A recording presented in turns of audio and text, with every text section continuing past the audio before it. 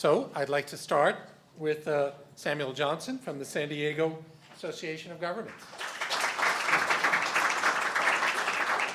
Thank you for inviting all of us outside panelists here to talk. I think these types of forums are important because while the nuances of our solutions may be slightly different, we're all dealing with the same challenges.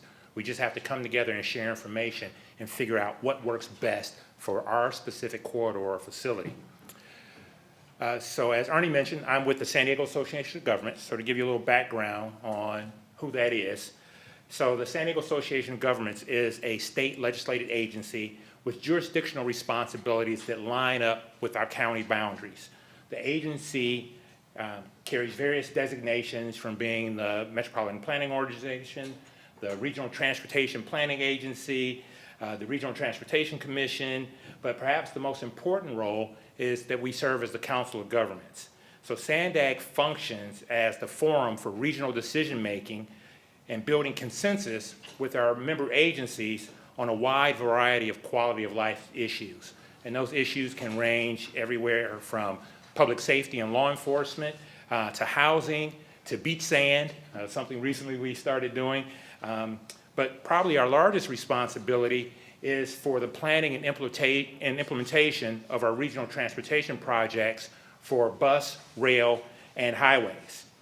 This aspect includes management of our voter-approved half-cent sales tax known as Transnet, which gives us the distinction of being a self-help county.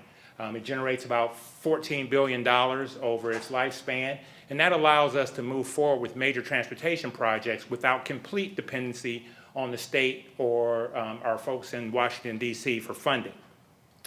So our board is comprised of 21 voting members, and these are elected officials from our 19 cities and the county.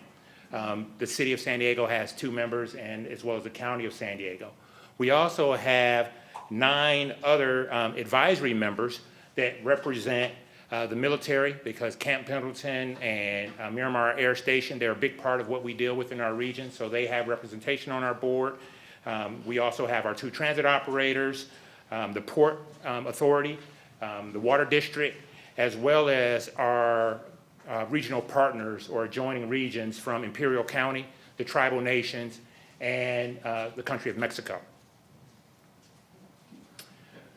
So we are a mega region. So when we look at what happens with transportation in San Diego, we cannot ignore Tijuana and the large number of people we have crossing the border every day. For those of you who don't know, the San Ysidro border crossing in San Diego is the most heavily used land port crossing in the world. So that's a big part of what we do. So the I-15 Express Lane Corridor is one of the region's flagship programs when it comes to mobility improvements and exactly what we're talking about here today, congestion relief. So the entire corridor is one of 2 north-south corridors that provide connectivity between the southernmost portion, which you can't see, it actually falls off the map, which connects to the border that I just mentioned, our seaports down in the southern part of the county, up to our northern area, which extends beyond the top of this map to the county of Riverside, where the southern portion of the county serves as kind of a bedroom community for San Diego, mostly residents there, not a lot of employment, so we have a lot of folks who live there and commute down the I-15 to jobs in San Diego. And also further up the I-15 is a major location for goods movement connecting with rail heading to locations east in the country. So it serves as a commuter corridor and also a goods movement corridor. The express lanes for a portion of the facility is what's highlighted here in red, and that extends from the junction of State Route 163 at the bottom up to State Route 78 in Escondido in the north. There's about a 20-mile corridor that carries about 300,000 vehicles per day. Most of that corridor historically was heavily residential, but as times change, like we all know they do, the land use patterns along the corridor are starting to change. It's becoming an employment center location. We have a major university that's rapidly expanded at the northern end of the corridor. We have a major hospital, a couple of major hospitals being built, major retail location, and also it's a high-tech area in kind of the middle of the corridor. So it's serving a variety of purposes. SANDAG initiated our first pricing program way back in 1997 The group said, age before beauty, and that's why I got to go first. So our facility is one of the longest standing out there. So we're approaching 20 years where we've been using the managed lanes concept and congestion pricing, as Tom mentioned, to improve mobility. So we started the pricing program because we had excess capacity in our carpool lane. We had a carpool facility that was fairly empty. Congestion in the general purpose lanes was growing. I won't say it was terribly bad, but we were under a lot of criticism because people said it was a wasted investment. Well, our leaders in the region, our political leaders, they didn't want to abandon the concepts for sustainable mobility, supporting carpooling, shared ride use, and supporting transit. So we wanted to continue that concept. And the concept was really led by our local champion, the mayor of Poway, which you can see on the right side of the map here, who came up with the idea of why not sell the excess capacity in the carpool lanes so those are utilized more, and that we can shift folks from the general purpose lanes over to the carpool lanes and make the general purpose lanes better. So just like Tom mentioned, it's all about congestion relief.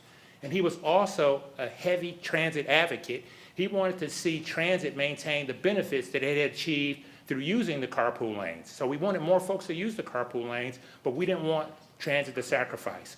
So they championed the idea. We went forward with a pilot program with the U.S. Department of Transportation. We got state enabling legislation to do tolling on the facility. And that was the start of what's been a very successful history. Just recently, in 2012, we completed a $1.4 billion Transnet project, one of the first big projects out of the Transnet sales tax I mentioned, which took the 8-mile facility, the 8-mile reversible facility, and converted it to a 20-mile, 4-lane facility, 2 lanes in each direction, that also has a movable barrier in the middle, so we can change our configuration to 3+1 if demand dictates it or there's an incident. So it's been a very successful model, and now it's part of our plan. We have 20 miles. We've taken this concept and expanded it throughout the region. So this is the first 20 miles of what's envisioned as a 130-mile network of managed lanes in the county. So a big thing we did that Tom highlight I want to mention, we included was open road tolling. So open road tolling so that it's free flow was a key part of what we did. And that combination of open road tolling and using dynamic congestion-based pricing has proven to be hugely successful for us. It's worked very well in maintaining the performance of the facility, maintaining trip reliability, and again, offering that opportunity, that choice for folks to shift from using the general purpose lanes over to the express lanes, providing benefit for everyone.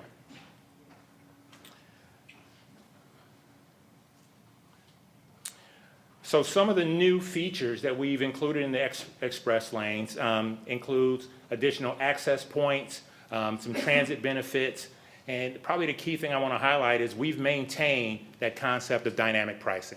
Like I mentioned, that has been an essential tool in managing congestion. Now, the one change we did have to make to the way we did pricing was under the 8-mile facility, there was one entry and one exit. So everybody, when you saw a price on the sign, everybody paid the exact same price. Well, with the 20-mile facility, as we were constructing that, we heard a lot of responses from the community members who liked the idea, said, wait a minute, I want to be included too. I want to be able to use it. So we may have swung the pendulum a little too far, because with the 20-mile facility, now we have access points about every 1.5 miles, 2 miles, so that everyone can use it. But with that, we had to adjust from a single trip price to what we refer to as a distance-based price. So folks only pay for what they use.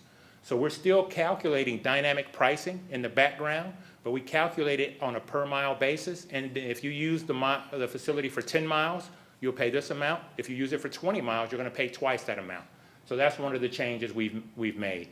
In terms of transit enhancements, we've built some fairly large scale, at least for San Diego, transit facilities along the corridor for our express bus, and our bus rapid transit service is actually launching this Sunday.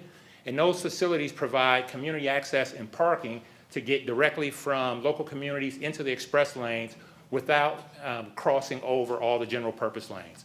We've been successful in moving about 50,000 vehicles per day, but more importantly, our modelers, when they look at it and they look at our occupancy, we're about 2.1 people per vehicle in the express lanes.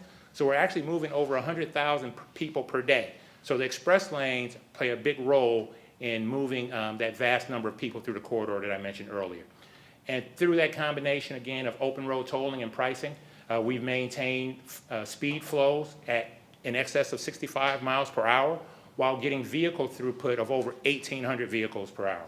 I know a lot of the engineers will question that and how it works with level of service. All I can tell you is this is what we're achieving. It's working. And then in terms of toll rates, the average toll that people pay is about $1.50.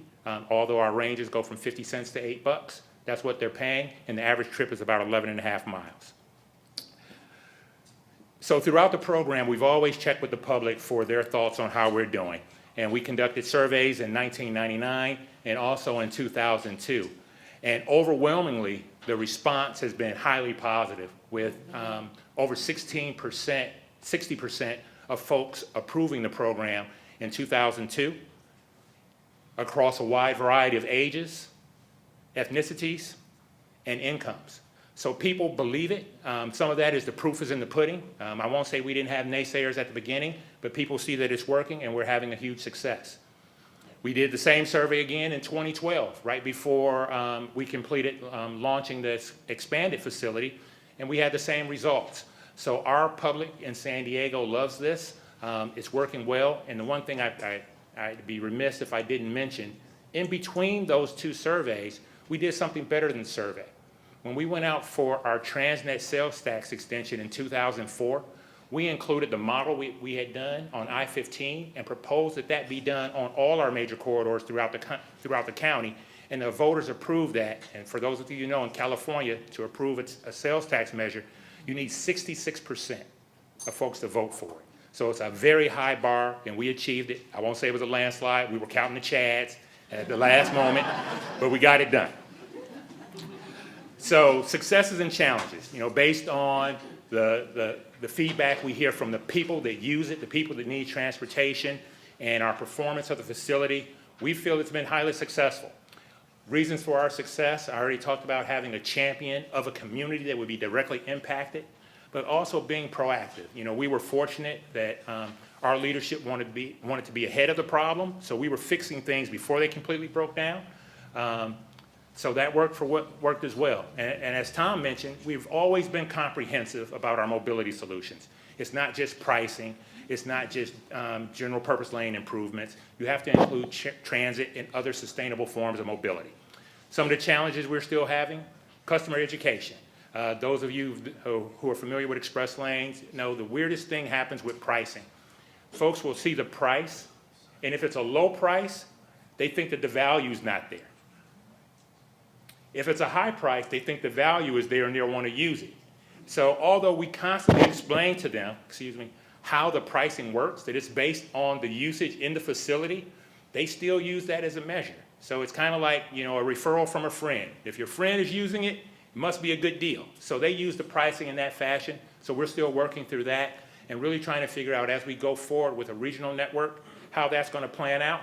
And also, we still have our challenges with enforcement, and we continue to evolve in how we're looking at using pricing. So thank you, and sorry I went extremely long.